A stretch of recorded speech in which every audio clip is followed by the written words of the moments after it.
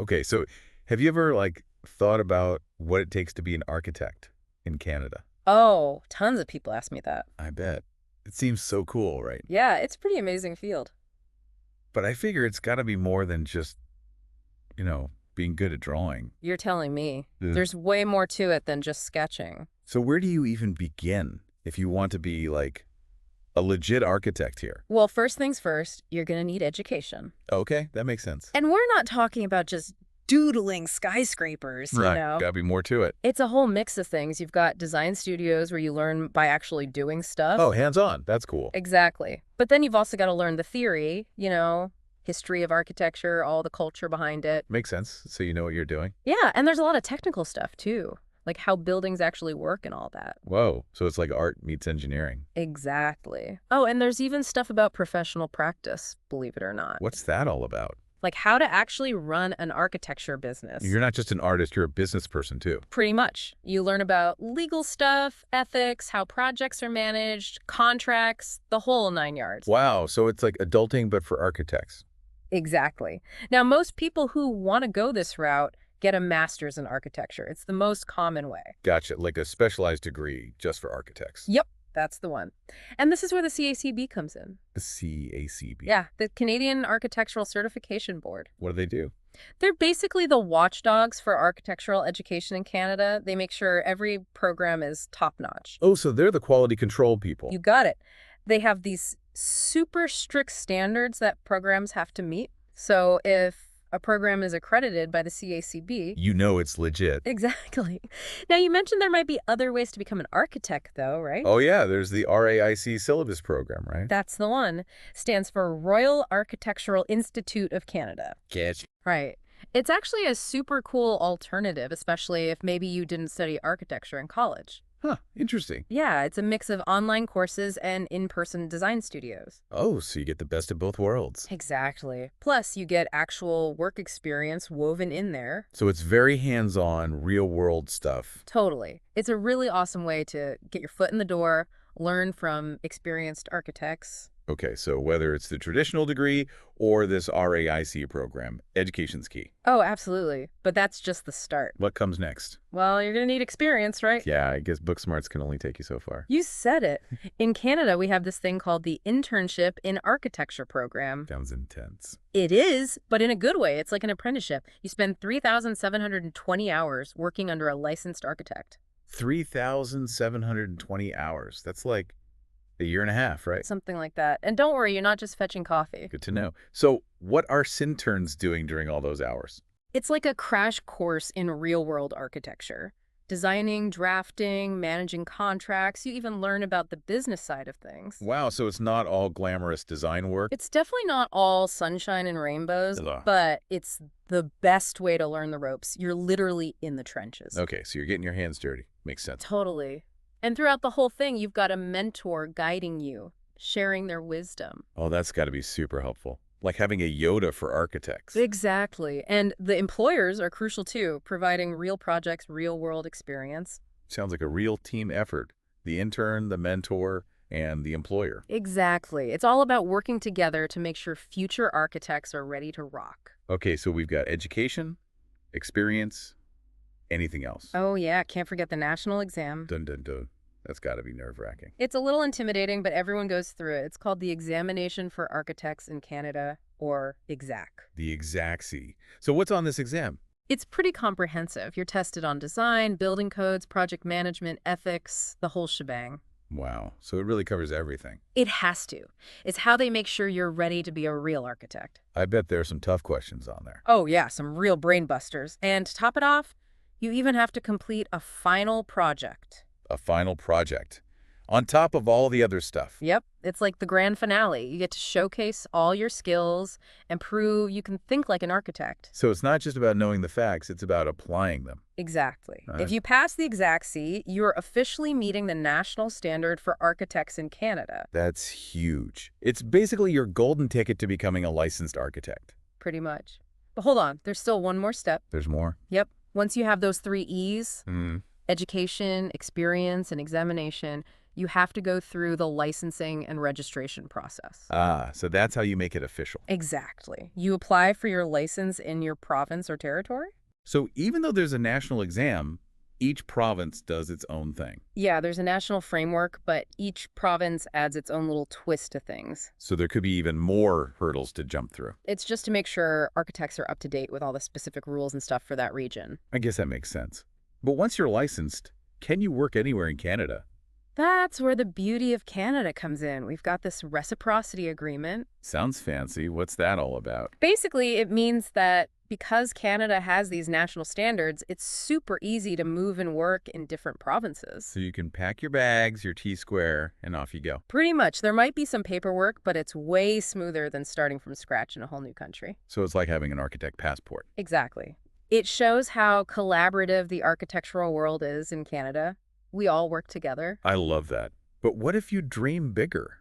Like designing a skyscraper in Dubai or something. Are there ways to work internationally? Absolutely. Canada has agreements with other countries to make it easier for architects to practice abroad. Whoa, so you can really go global. Totally. Like, we have an agreement with the US, so Canadian architects can work there and vice versa. That's awesome. What about other countries? We've also got these things called mutual recognition agreements, or MRAs, with countries like Australia, New Zealand, and even parts of the European Union. So Canadian architects can really leave their mark on the world. You bet. It's a pretty exciting time to be an architect. It sounds like it. But this makes it seem like getting licensed is the end goal. What happens after that? Do you just stop learning? Oh, no way. Becoming an architect is just the beginning. Continuing education is mandatory for architects in Canada. So you're always learning new stuff. Absolutely. The world of architecture is constantly changing. New technologies, new ways of thinking. You got to keep up with the times, right? Exactly. It's how you stay relevant and keep those creative juices flowing. Makes sense. So what does this continuing education look like? It's a mix of things. Formal courses, workshops, attending conferences, even just reading architecture journals. So you can kind of choose your own adventure. Exactly. And if you want to specialize, you can even get additional certifications. Oh, yeah, I've heard of those. Like what? Well, there's LED, which stands for Leadership in Energy and Environmental Design. I've heard of that. It's a global standard for eco-friendly buildings. Oh, cool. So you can become an LED expert. Yep. And then there's Passive House, which is all about designing super energy efficient buildings. So architects can get certified in that too. Exactly. They become experts in making buildings that are good for the environment and save energy. This is all so fascinating. It is. And we're just getting started. I can't wait to hear more. But we need to take a break for now. Of course. We'll be right back. And when we return, we'll be diving into the heart and soul of architecture, the art, the science, and the impact it has on our lives. Stay tuned. See you soon. Welcome back. Okay, so last time we mapped out that whole journey of becoming an architect. All those steps, yeah. The education, the experience, even that crazy exam. Yeah. It's a big one. But now I kind of want to get into the heart of architecture. The actual design part, you mean? Yeah, like the magic that happens when someone takes an idea and makes it a building. Ah, so you want to talk about the soul of architecture. Exactly. It's got to be more than just blueprints, right? Oh, way more. It's about creating those spaces that inspire you, the ones that make you feel something. Okay, yeah. Like when you walk into a beautiful cathedral and it just takes your breath away. Exactly. Or think about a bustling marketplace. All the energy, the life, the colors. It's like the building itself has a personality. It does. And then you've got those super peaceful spaces like a library, just inviting you to relax and think. I love libraries. And then homes, right? Of course. A home should feel welcoming, safe, a reflection of the people who live there. It's amazing how one building can evoke so many different feelings. Yeah. Right? It really is. That's the power of architecture. It impacts us all, whether we realize it or not. It's like it's speaking a language we don't even hear. A silent language, that's a good way to put it. And just like any language, it has its own elements. Light, space, materials, textures. All got to work together. Exactly. It's like a symphony, each part contributing to the whole experience. Oh, that's a great analogy. Yeah. But they can't get too caught up in the art part and forget about how the building actually works, right? Oh, definitely not. Functionality is key. A building can be gorgeous, but if it doesn't work for the people using it, It's kind of pointless. yeah, it's like a beautiful car that doesn't actually drive. There has to be that balance, Beauty and brains, form and function. Exactly. Think about a hospital, for example. It needs to be efficient for the doctors and nurses, but also calming and peaceful for the patients. It's like a puzzle, finding that perfect balance. It is, and it's what makes architecture so challenging and rewarding. Oh, and we can't forget about sustainability these days. Yeah, that's huge now, right? Being eco-friendly. Hugely important. Architects are really stepping up to the plate on that one. They're designing buildings that use less energy, conserve resources, all that good stuff. So it's not just about looks anymore, it's about responsibility too. For sure. It's about designing for the future, not just the present. I love that. And it's not just those big fancy buildings, right? Even homes can be designed with sustainability in mind. Absolutely. Think solar panels, energy efficient appliances, using sustainable materials. It can all make a difference. Okay, so we've talked about the art, the science, the eco-friendly side of things. But who are the people who make all this happen? It can't be just one person, right? Definitely not. It takes a whole team. Architects, engineers, contractors, so many skilled people working together. Wow, it's like a whole orchestra. That's a perfect way to describe it. Everyone plays a role. And the architect is like the conductor, making sure everything comes together harmoniously. I love that. But they have to be good at more than just drawing, right? Oh, for sure. Communication is key. They got to be great listeners, problem solvers, storytellers even. Storytellers. How so? Well, they need to understand what their clients want, the purpose of the building, the story it's supposed to tell, then translate all of that into a physical space. Wow, that's a lot of hats to wear. It is, but that's what makes it such a fascinating field. And it's not just about the client either, you know? What do you mean? They have to think about the community, the environment, the legacy of the building. What impact will it have on people's lives? That's a big responsibility. It is. Yeah. They have the power to create spaces that bring people together, promote well-being, inspire creativity. It's pretty amazing. It really is. This is making me look at architecture in a whole new light. But the world's changing so fast. What are some of the challenges architects face today?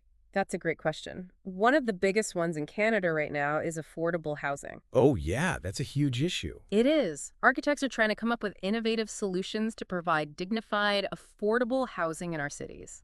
I bet that takes a lot of creativity. It does, and we can't forget about climate change either. Yeah, it's a global challenge. Exactly. Architects have to design buildings that can handle extreme weather, conserve energy, all that good stuff. It's about creating spaces that are resilient and sustainable. Like future-proofing buildings, right? Exactly. But it's not all doom and gloom. There are some awesome opportunities too. Like what? Technology, it's changing everything. Digital design, virtual reality, even 3D printing. Whoa, 3D printing buildings. That's wild. And it's happening. It's opening up a whole new world of possibilities for architects, making buildings more efficient, more sustainable, and just cooler. So architecture is kind of like a fusion of tradition and innovation, huh? You got it. It's a really exciting time to be in this field. I bet. This whole conversation has been eye-opening. I'm definitely looking at buildings differently now. That's what we like to hear. So what's next? Where are we going from here? Well, why don't we take a look at some of the amazing architectural gems that make Canada so unique? We'll talk about iconic landmarks, hidden treasures, all the cool stuff that makes up our architectural landscape. Sounds like a plan. I can't wait. All right, so we've talked about like the nitty-gritty of becoming an architect and all the challenges they face. Yeah, it's definitely not an easy path. But now I want to see the results.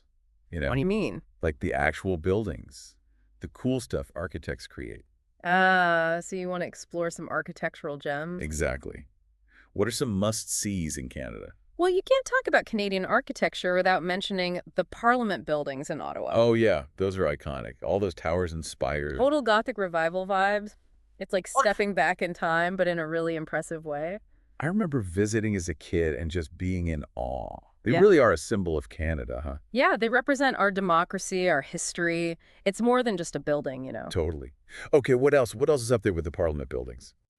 Well, how about the CN Tower in Toronto? Oh, the one that looks like a giant needle. That's the one. It was actually the tallest freestanding structure in the world for a while. Whoa, really? I had no idea. It's a testament to Canadian engineering. Plus, it gives Toronto that, like, super recognizable skyline. Yeah, you can spot it from miles away. Okay, that's two. Any more favorites? Oh, there's Habitat 67 in Montreal. Have you ever seen that one? I think so. Is that the one that looks like a bunch of boxes stacked on top of each other? Yeah, it's this super unique housing complex.